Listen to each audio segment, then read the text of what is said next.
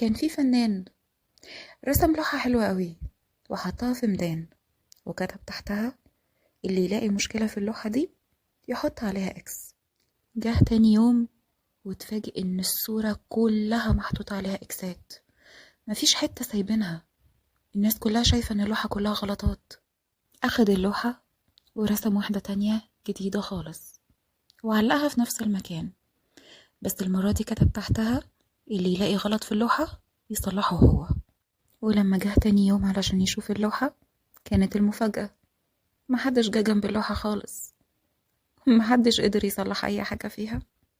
اللوحة هنا عاملة زي حياتك بالظبط، كل الناس تقعد تنتقدك وتطلع في حياتك أخطاء: اعملي ده، متعمليش ده. وفي الحقيقة ان مفيش فيهم أي حد أصلا عارف ظروفك، ولا عارف انت حياتك ماشية ازاي ولا عاملة ازاي، ولا انت بتمر ايه خلال يومك. عشان كده اوعى تسمع كلام حد، اوعى تسمح لحد ان هو يتدخل في حياتك ولا يكسر مقاديفك ولا يقولك اي كلام يحبطك.